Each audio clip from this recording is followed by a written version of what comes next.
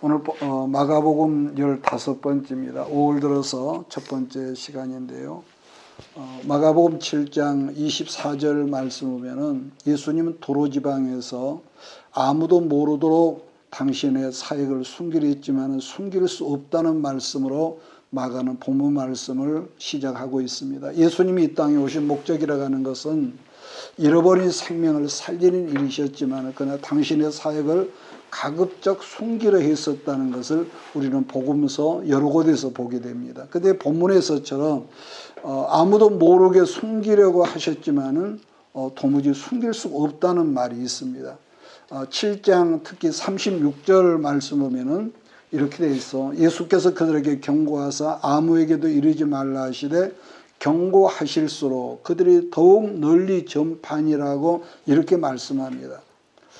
우리들도 마찬가지로 모든 사역자도 그러겠습니다만은 욕심 없이 그냥 순수한 마음으로 우리가 사명을 감당하면은 굳이 나를 홍보하고 나를 자랑하고 나를 선전하지 않아도 우리가 전가하는 것은 복음이기 때문에 우리의 사역이 널리 전파된다는 그런 말씀이죠. 자, 그런데 솔직히 우리가 고백한다면은 겉으로는 내가 아무리 안 그런 척 하지만은 어떨 때가 있냐면은 다른 사람들의 반응에 은근히 내가 관심을 가질 때가 있더라는 거죠. 그런데도 중요한 것 한 가지는 뭐냐면은 사람들의 격려와 칭찬과 박수와 격려를 감사히 받기는 하지만은 언젠가부터 그것을 즐기려고 하지 않게 된다는 그런 점이 내 안에 있는 걸 보거든요. 물론 이렇게 말하는 나 역시도 처음에는 누군가 나를 좋아해주고 뭐 은혜 받았다면 칭찬해주면은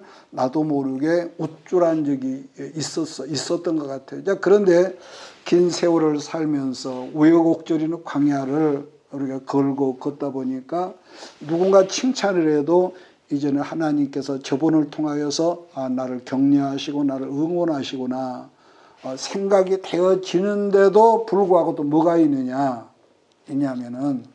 그래도 내가 좀 사람이 괜찮은 사람이지 이러면서 은근히 다 된 척 내 스스로 착각할 때가 있더라는 거죠. 그러니까 이것은 내가 나를 보는 거죠. 자, 그런데 솔직히 우리는 아무리 내가 다 된 것처럼 그렇게 포장한다 할지라도 결론적인 것은 우리 주님 눈에는 나의 위선이 보이지 않겠느냐. 거기에 이제 니코로가 나오더라는 거죠. 그래서 사람은 참 우리가 아무리 갈고 닦아도 우리 안에서 나를 자랑하고자 하는 그런 욕심들이 강약의 차이지만 이런 게 있더라는 것을 보는 겁니다. 24절 25절을 함께 읽을까요? 시작.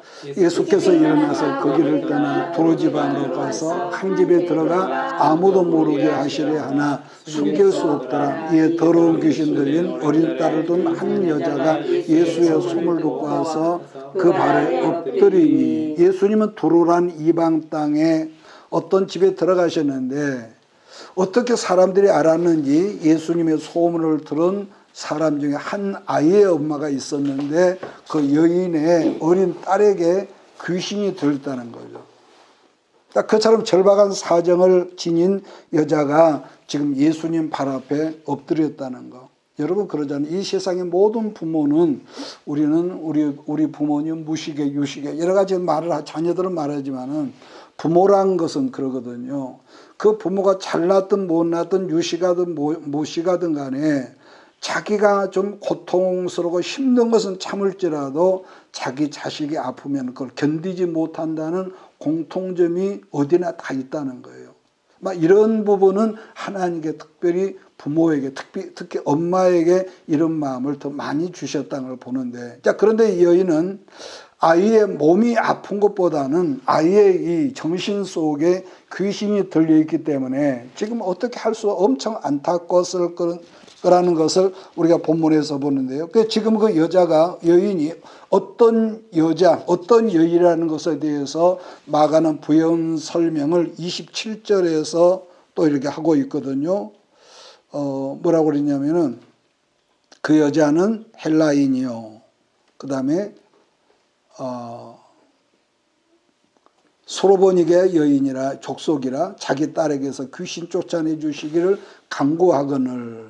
자, 마가는 지금 본문에서 이 여자가 헬라 사람이고 소로보닉이야 여인이라고 그랬습니다.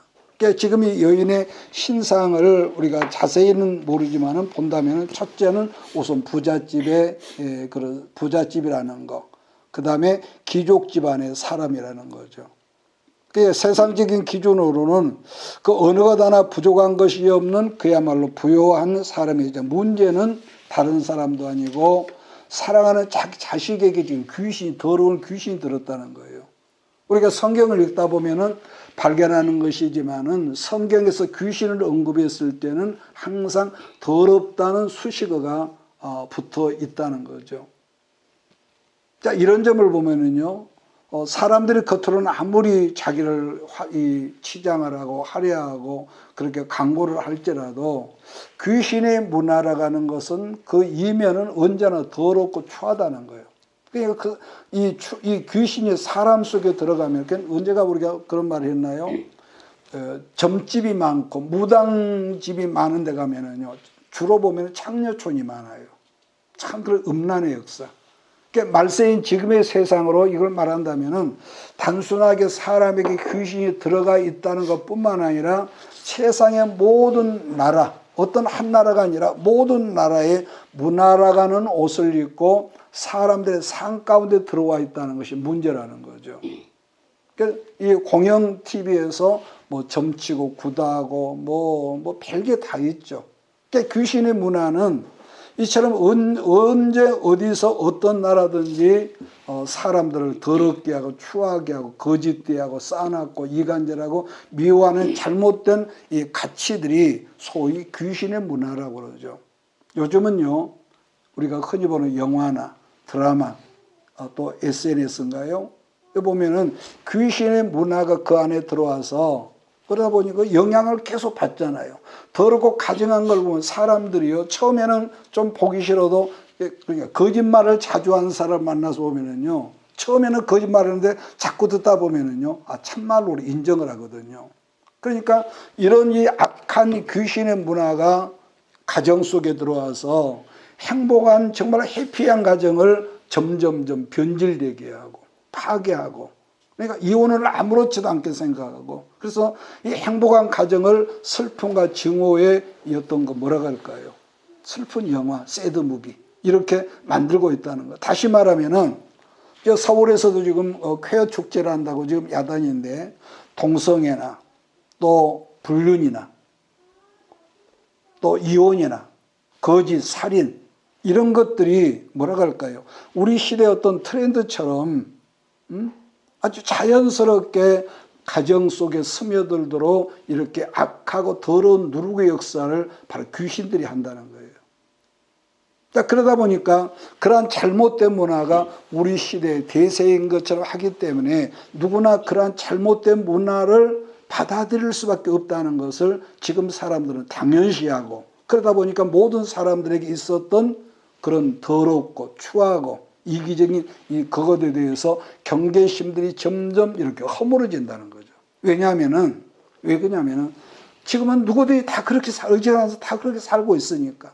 옛날에는 못 배운 사람, 무식한 사람이 그런 줄 알았는데 지금은 배운 사람일수록 더 이 동성이라든가 더러운 짓을 많이 하고 있고요. 그러니까 그렇게 살고 있으니까 자연스럽게 잘못된 귀신의 문화가 우리들 삶 속으로 흘러 들어오는 것을 사람들이 그저 이렇게 허용을 한다는 거죠. 자, 그러다 보니까 어떻습니까? 옛날에는 질색하던 사람도 술에 술 탄 듯 물에 물 탄 듯 이 뒤섞여져 가지고 세상과 그리스도의 문화가 이렇게 짬뽕 혼합이 되다 보니까 어떤 것이 성결이며 어떤 것이 더러운 것이라는 이 분별이 안 되는 시대를 우리가 살고 있죠. 왜? 다 그렇게 사니까. 그래서 하나님은 성결의 사람일지라도 타락하고 더러워지는 것을 방치하나 보다 이렇게 생각이 될 때가 있거든요. 자, 그것을 우리가, 그런데 요한계시록 22장 11절 말씀에 이런 말씀이 있습니다. 불의를 행하는 자는 그대로 불의를 하고, 더러운 자는 그대로 더럽고, 의로운 자는 그대로 의를 행하고, 거룩한 자는 그대로 거룩되게 하라, 이런 말이 있습니다. 여러분 몇 년 전부터 좀 다른 말이지만은 우리나라 법이 바뀌어서요. 길거리에 고양, 도둑고양이라도요. 사람이 때리거나 혹은 발로 차면은요. 3년 이상 정도의 감옥을 산대요. 근데 길거리에서 사람을 한 대 때리면은 그보다 훨씬 형량이 약하거든요. 아주 웃길 정도로 이게 약해요. 이처럼 비윤리나 비도덕에 대한 더러움들이, 그러니까 사람을 사랑하고 사람을 존경을 해야 하는데 사람은 점점 하찮게 여기고 오직 뭐죠? 돈, 인기. 거기에 대해서 옛날에 2000년 전에 사도 바울이 이런 말을 해서 우리 한번 찾아볼까요? 로마서 1장 28절입니다.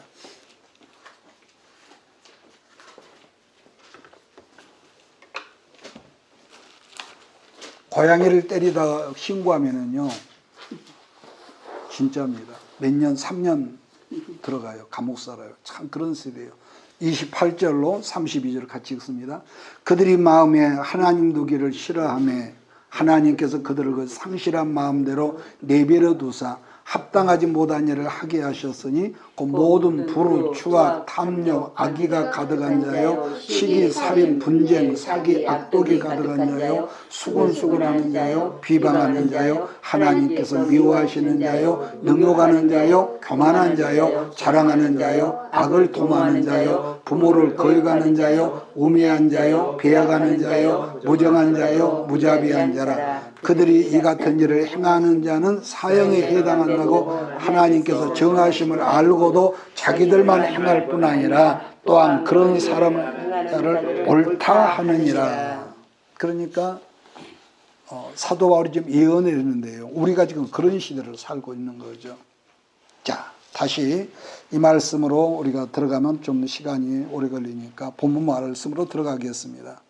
자, 본문 속에 등장하는 수로보니게아 여인은 아마 우리가 인간적인 가진 게 많으니까 아마 자기 딸에게 엄청나게 좋은 것을, 온갖 것들을 다 해주지 않았겠습니까? 뿐만 아니라 오늘날식으로 표현한다면 아마 최고의 쪽집게 강사를 데려다가 교육도 했을 거라는 거죠. 자, 그런데 그 어떤 세상에 없는 탁월한 교육을 한다고 했을지라도 이게 있습니다. 오늘날도.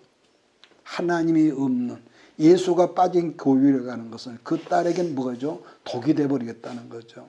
그래서 지금 우리들이 살고 있는 이 시대도 젊은 아이들이 온통 스마트폰 귀신과 게임이라는 귀신 문화에 사로잡혀서, 우리는 보통 다음 세대라고 보통 그러는데요. 다음 세대가 아니라 전혀 다른 악한 세대들을 우리 보편적인 가정에서도 보지만은 부모들은 뭐라 합니까? 뭐 우리 아이만 그런가? 다 그러는데 그런다는 거죠. 자, 그렇기 때문에 우리가 소 잃고 외양간을 고친 말, 옛날 말도 있지만은 우리들은 뭘 하든지 말씀으로 깨어 있어서 우리 자녀들을 위해서 사랑하되 항상 우리가 분명한 법을 세워놓고 자녀를 위해서 기도해야 한다는 말씀이고, 또 부지런히 하나님 말씀을 가르치고, 그리고 할 수 있으면은 저녁에 한 5분이라도 가족이 둘러앉아서 성경을 보고 돌아가면서 기도하고, 이것이 굉장히 가정예배처럼 좋다고 이렇게 말씀할 수가 있습니다. 그래서 조금 전 로마서 1장에서도 보았지만은 그 사람에게 축복의 사명이 주어졌다 할지라도 나 스스로 하나님 앞에서 세상과 섞여 구별됨이 없이 더러워진다면은 전능하신 하나님이시라도 그런 사람을 사용하지 않고 버리신다는 거예요. 버리신다는 거. 그래서 관리가 그래 중요하죠. 자, 그 한례로 우리가 구약 창세기 노아 홍수 때에 온 세상에 죄악이 가득 차 있을 때, 다들 그때 당시에 모두 다 하나님의 사람들이었지만은 그들 스스로가 구별됨이 없이 육으로 살 때에 하나님 그들을 버리시고 마침내 심판으로 멸하시거든요. 자, 그러니까 이 오늘날 이 동성애라는 이 짐승도 그렇게 행하지 않는 그런 짓을 멀쩡한 사람들이 행하는데, 근데 이 죄라고 하는 것은요, 아까 우리가 귀신의 역사에서 음란이 있다고 그러는데, 우리가 소돔과 고모라 그 시대에도 보면은요, 뭐가 있습니까? 그 음란의 역사. 천사가 소돔성에 왔는데, 그 천사를 이쁜 그 남자를 상관하겠다고 온 그 소돔성에 그 젊은 젊고 늙은 사람들이 모여들어서 노새 그 집을 그 둘러쌌다는 그런 우리가 이 말씀을 생각하거든요. 자, 그런데 감사하게도 본문에 등장하는 이 수로보니가 여인은 자기 딸에게 나타난 그 귀신의 현상을 인간의 힘으로는 도무지 감당할 수 없다는 걸 깨닫고 예수님 앞에 엎드려서 은혜를 구했다는 점을 우리가 잠깐 주목하자는 거죠. 자, 여기서 여인이 우리 딸을 위해서 정말로 간절히 구했더니 근데 뜻밖의 너무 황당한 사건이 거기서 생긴 거죠. 27절에 보면은 예수께서 이르시되 자녀로 먼저, 여기서 자녀라고 하는 이스라엘 사람이거든요. 자녀로 먼저 배불리 먹게 할지니 자녀의 떡을 취하여 우리 자녀들에게 줄 떡을 이방인 개들에게 던짐이 마땅치 아니야. 얼마나 모욕적이고 얼마나 여러분 그 황당한 말이겠어요. 지금 그 자리에는 예수님과 1대1로 만난 것도 아니고 수많은 사람들이 둘러싸서 보고 있을 터인데 다른 사람도 아니고 저 위대한 메시아가 예수님께서 자기에게 계라니 얼마나 모욕적인 말이 아니겠습니까? 자, 그럼에도 불구하고 상상하지 못할 정도의 무시하고 폄하하는 말을 듣지만은 이 여인이 더더욱 겸손하게 엎드려서 예수님께 뭐라고 했는지 28절을 같이 읽을까요? 시작. 여자가 대답하여 이르되 올소이다마는 상하의 개들도 먹던 부스러기를 먹나이다. 올소이다. 주님, 나는 개 같은 사람이기에 아이들이 먹던 부스러기 찌꺼기라도 먹게 해달라는 이 강구를 했는데요. 29절 같이 읽습니다. 30절. 예수께서 이르시되 이 말을 하였으니 돌아가라. 귀신이 내 딸에게서 나갔느니라 하시니 여자가 집에 돌아가 본즉 아이가 침상에 누웠고 귀신이 나갔더라. 자, 우리가 지금 살피고는 마가복음은 이 부분을 지금 마가는 엄청 생략을 하고 있는데 마태는 이 동일한 이 말씀에 대해서 이 여인에 대해 설명하기를 여인이 예수님께 오면서 뭐라고 했다냐면 주 다윗의 자손이라고 소리를 질렀다고 그랬습니다. 그러니까 이 여인의 이 말은 다윗의 언약으로 이 세상에 오신 메시아 하나님이라는 뜻을 지니고 있단 말이에요. 마태는 그 말을 하면서 예수님 발 앞에 엎드렸다는 거죠. 반복하지만은 세상적인 신분으로는 부자였고 귀족 출신이었지만은 메시아이신 예수 앞에서 뭐라고 하죠? 자기는 죄인이고 자기는 개보다 못한 존재라고 스스로 자기를 폄하하고 낮추면서 쉽게 말하면 예수님 나를 불쌍히 여겨주세요 이러고 궁유를 구했다는 거예요. 그러니까 세상 사람으로는 정말로 부자였고 존귀한 그런 신분이었을지라도 하나님 앞에서는 정말로 가난한 사람, 영으로 가난한 사람으로 지금 엎드렸다는 것을 우리가 여기서 한번 살펴볼 필요가 있다고 봅니다. 그런 점에서 우리들도 나는 지금 하나님 앞에서 어떤 사람으로 서 있는가, 혹은 나는 지식이 많은 사람으로, 혹은 돈 많은 사람으로, 아주 잘 나가는 사람으로 나는 진짜 의로운 사람으로 서 있는가 하는 것은 너무 중요한 거죠. 자, 목사님은 어젠가요?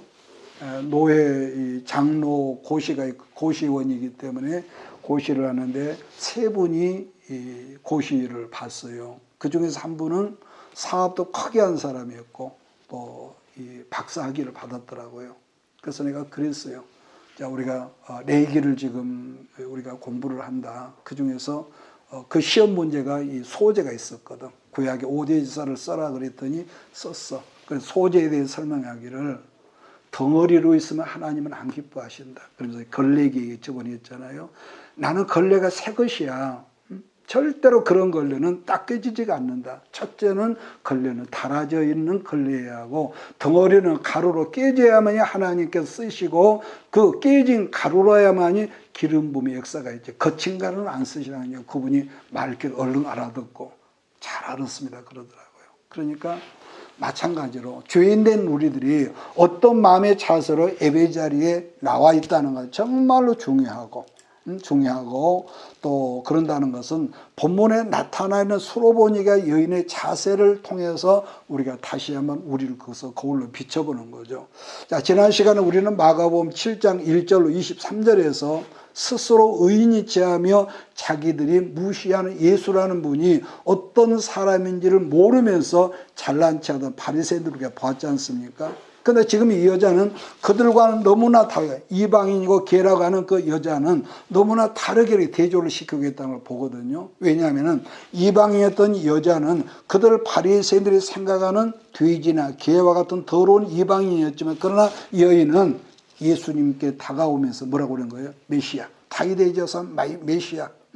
예수님이 누군지를 알고 그 발 앞에 엎드리는 이 겸손의 모양을 계속 반전해서 마가가 공간복음에서 보여주고 있단 말이거든요. 그래서 지난 시간에 바리새인이나 서기관들이 뭘로 시비를 걸었었냐면은 제자들이 손 씻지 않고 음식 먹는 것 때문에 거기서 시비가 생겼단 말이에요. 그런데 예수님은 그런 것은 아무런 문제가 되지 않는 말씀을 했습니다. 그랬는데 이 여인은 주인이 기르는 개들보다 나는 더 못한 존재로 자기를 낮추면서 하나님의 궁유를 구하는 모습을 마가는 소개하고 있다는 것. 자, 그런데 사실 소로보니가 여인은 자기 자식의 이 해결할 수 없는 문제를 그 아픔을 통해서 그러잖아요. 내가 차라리 아프면 좋은데 나는 건강한데 자식이 아프면 그 아픔을 통해서 어떻게 하는 거예요? 그러니까 해결할 수 없는 문제를 통해서 생각지도 못했던 메시아 예수를 만나게 되었고, 결국은 그 해결할 수 없는 그 자식의 문제를 해결했고 그 가정 전체가 구원에 이르렀다는 것을 마가는 암시하거든요. 우리는 본문 속에 나타난 바리새인들과 이방인 여자 두 그룹의 자세에서 어떤 자세로 하나님 앞에 나가는 것이 참 예배자라는 것을 우리는 오늘 배우게 되었습니다. 자, 또 다른 측면으로는 본문 상황을 우리가 확대해서 보면은요, 복음의 물꼬가 이스라엘에서 이방인으로 향했다는 것을 이 짧은 사건에서 이 제자들은 보여주고 있다는 거죠. 자, 그 다음에 이어지는 사건은 본문에 있는 거 귀먹고 벙어리 된 사람을 고치는 사건이 나타나고 있는데, 자, 그 다음 32절에 나타나 있는 귀먹었고 말을 더듬는 사람, 이 사건은 아마 그런 것 같아요. 이 어떤 풍자적이 아니었을까 하는데 그 시대의 어둠과 슬픔과 아픔을 하나로 압축한 뭐랄까요, 프로필로 보는 게 좋겠다. 그런데 이사야 선지자가 선포했던 말씀 중에 이런 말이 있습니다. 메시아가 이 땅에 오시면은 눈먼 자가 눈을 뜨게 되고 귀먹은 자가 귀가 열리고 벙어리의 혀가 풀린다고 그러는데, 그러한 것들이 메시아의 사인이다. 이거 우리가 보거든요. 자, 이사야 35장 5절을 제가 한번 보겠는데요. 그때에 소경의 눈이 밝아질 것이고 못 듣는 사람의 귀가 열릴 것이며, 그때 저는 자는 사슴같이 뛸 것이며 말하지 못하는 자는 혀가 노래를 하리니 이는 광야에서 물이 솟겠고 사막에서 시내가 흐를 것이다. 이런 사람들이 장차 메시아가 이 땅에 오시면은 눈과 귀 그리고 입이 열린다는 그 말씀인데, 그게 사막 같은 절망적인 상황에서 시냇물이 흐르겠고 광야 같은 그런 곳에 샘물의 이 물줄기가 흐른다는 것. 이 말을 신약으로 해석한다면은 메마르고 강팍한 심령 속에 예수 그리스도 복음이 들어가면은 빛이 어둠을 몰아내듯이 인생의 슬픔과 절망을 드러내고 기쁨과 생명의 에너지가 드러나게 된다는 그런 말씀으로 보는 거죠. 자, 또 다르게 말한다면은 세상적으로는 아무 것이 없을지라도 복음으로 내 가슴에 은혜가 넘친다면은 우리는 뭐죠? 기쁨으로 말미암아 춤을 추게 되죠. 그런 점에서 여러분도 우리는 누구든지 다 똑같습니다. 은혜라는 에너지가 우리에게 떨어지면은 뭐든지 다 지옥 같고 귀찮고 짜증나고 밉고 원망스럽지만은, 그러나 은혜라는 에너지가 어느 순간에 말씀을 통해서 여러분 안에 들어가면은 내가 아무런 없어도 우리는 뭐하죠? 그저 말끝마다 감사하고 아침에 자리에서 일어나도 감사하고, 그게 감사가 넘쳐나는 거예요. 자, 32절 34절을 보면서 오늘 말씀을 정리하겠습니다. 시작. 사람들이 귀먹고 말더듬는 자를 데리고 예수께 나와 안수하여 주시기를 간구하거늘 예수께서 그 사람을 따로 데리고 우리를 따라 손가락을 그의 양귀에 넣고 침을 뱉어 그의 혀에 손을 대시며 하늘을 우러러 탄식하시며 그에게 이르시되 에바다 하시니 이는 열리라는 뜻이라. 자, 여기서 다른 것은 두고 예나 책임이나 여러분 사람이 침을 누게 뱉는다는 것은 엄청난 여러분 수치스러운 모욕적인 언사 아니겠습니까? 그런데 예수님은 당신 스스로가 침뱉음을, 이 십자가를 짊어지기 전에 침뱉음을 여러분 당하시고 그리고는 이 세상을 살리셨는데, 즉 사망의 자리, 생명의 자리로 침뱉음을 당해서 우리를 옮기셨단 말이에요. 자, 근데 지금 본문에서 예수님은 당신의 침을 뱉음으로 그 사람을 치유해 주셨다는 거죠. 자, 그 다음에 34절에서는 하늘을 우러러 탄식했다는 말씀을, 이걸 다르게 말하면은 그 사람을 불쌍히 여기셨다는 다른 이 표현으로, 여러분 이게 있습니다. 성경에서요, 언제나 하나님께서 불쌍히 여겼다 그랬어요. 반드시 그 말 끝에는요, 기적의 사건이 나타났다는 점을 여러분 꼭 잊지 마십시오. 예, 본문에서 또 하나 주목할 말씀은 에바다란 말인데, 뭐든지 하늘이 열려야만, 교회도 나라도 국가도 가정도 하늘의 사업도 하늘이 열려야만 우리들 또한 이 삶이 열려진다는 뜻이 들어있는 말씀이라는 것이기 때문에 우리들의 삶도 지금도 장차도 이게 있습니다. 하나님께서 열어주셔야만이 열린다는 말씀을 믿으시길 주인을 부탁합니다. 그리고 우리가 기도할 하나님 열어주세요. 에바다 열어주세요. 이 세상에 모든 것들이 다 막혀있다 할지라도 우리 하나님께서 에바다 열어주시면은 여러분 그건 아무것도 아니죠. 그래서 우리의 기도는, 여러분과 내가 하는 기도는 길지요. 내 기도는 응답도 없어. 길지라도 열려지는 에바다의 역사는 순식간이라는 거죠. 그런 점에서 기도가 있고 간구가 있다는 것은, 간구라고 하는 것은 한 제목이 우리의 환경 가운데 응답으로 나타날 때까지, 마치 진돗개가 한번 물면 절대로 놓치지 않는다는 말처럼 응답으로 문이 열려질 때까지 계속 기도하는 것, 간구라 했기 때문에 여러분 기도와 간구하는 이런 기도하는 역사가 여러분의 삶 속에도 있어지기를 부탁합니다. 그래서 나는 여러분들이 쉬지 말고 어떤 응급한 사건이 생겼을 때는요, 기도도 안 나와요. 기도가 될 것 같죠? 안 돼요. 이번에 그 목사님 가정에서 있었던 그런 우환이 있고 보니까 잔뜩 급하니까, 왜냐하면 사람이 죽어가고 구역질에 피가 막 나오고 이걸 볼 때 막 당황이 되더라고요. 그래서 평소에 잠잠했을 때 기도하는 훈련이 여러분에 있기를 바랍니다. 그랬을 때 주님께서 여러분의 닫혀진 삶의 문을 향하여서 아까 뭐라고 한다고요? 에바다 한다는 거죠. 이 답답한 상황에서 하나님께 부르짖고 하나님의 공유하심만이 살 길이라는 것을 믿고, 하나님 내 삶 이러이러한 문제가 있습니다. 도번 기도하다 마는 것이 아니라 그 간구는 끝까지 응답이 올 때까지 기도하라는 거. 특히 35절 말씀 보면은 이 사람들 평생 어떤 사람입니까? 지금까지 장애를 안고 살았던 사람인데 어쩌요?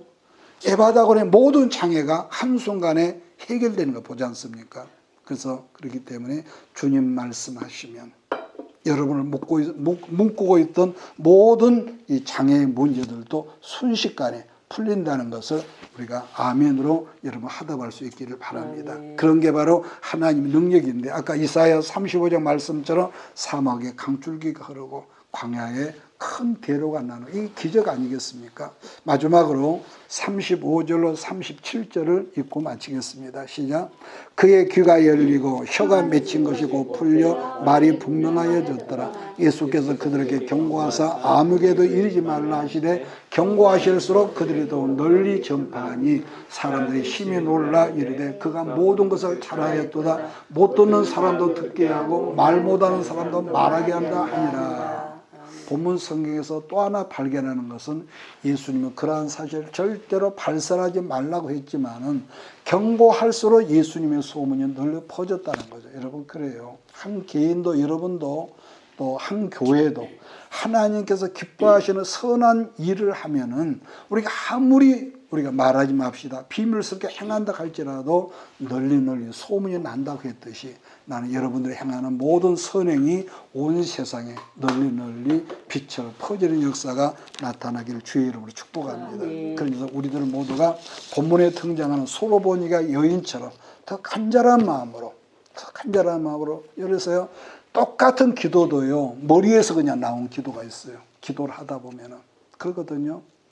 머리에서 나온 기도가 있고, 그 다음에 짧은 기도일지라도 주야 할지라 그것이 내 가슴속 저 밑에서 올라오는 그런 기도가 있거든요. 그래서 이 자녀가 자기 딸에게 이 귀신이 들렸는데 엄마가 얼마나 기가 막혔어요. 그동안 해볼지도 않았겠어요. 그러다 보니까 더 간절한 마음으로 더 낮아져서 아니 본문에 등장하는 갈릴리 한 지방에 평생 장애를 안고 비참하게 살고 있었던 장애인처럼 우리가 항상 기도가 길든지 짧든지 하나님의 절박한 심정으로 기도할 때 큰 응답의 역사, 축복의 역사가 어느 순간에 여러분의 모든 삶 속에 에바다 하나님의 음성의 역사가 나타나서 축복의 이 문들이 모두 여러분의 삶 속에 나타날 걸 믿습니다. 기도하겠습니다. 이것이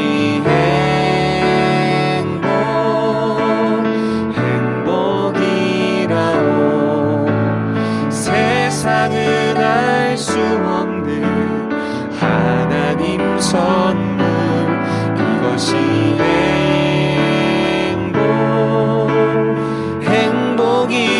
행복이라오. 하나님의 자녀로 살아가는 것. 이것이 행복이라오.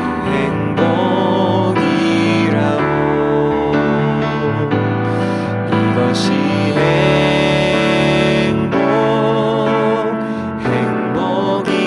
행복이라오. 세상은 알 수 없는 하나님 선물. 이것이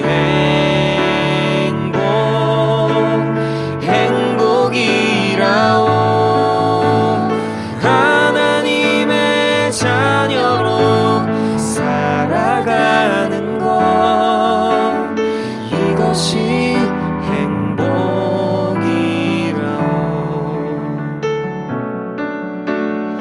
이것이 행복이라오. 이것이